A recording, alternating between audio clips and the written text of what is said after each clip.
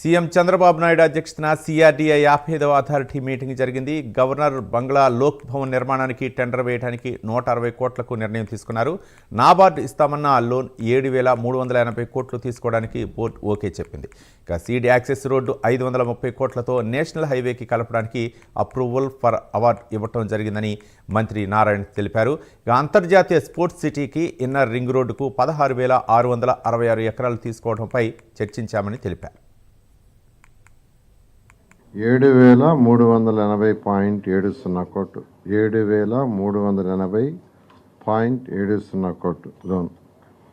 అదేవిధంగా ఈరోజు ఏదైతే సీడాక్స్ రోడ్డు ఉందో సీడాక్స్ రోడ్డు నేషనల్ హైవే 16 మీదకి పోయేదానికి ఆ రోడ్డు యాక్చువల్గా 532 కోట్లతో టెండర్ ప్యాకేజీకి ఈరోజు యాక్చువల్గా అప్రూవల్ ఫర్ అవార్డ్ దాని అథారిటీ ఈరోజు యాక్చువల్గా దాన్ని డిసైడ్ చేసింది.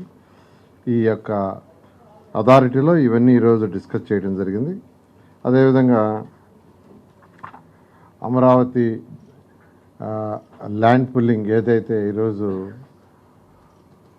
ఇంటర్నేషనల్ స్పోర్ట్స్ సిటీకి, తర్వాత ఇన్నర్ రింగ్ రోడ్డుకి, అదేవిధంగా రైల్వే ట్రాక్ ఏదైతే ఉందో దానికి తీసుకున్నాం 16,666 ఎకరాలు. దాని మీద కూడా యాక్చువల్గా ఈరోజు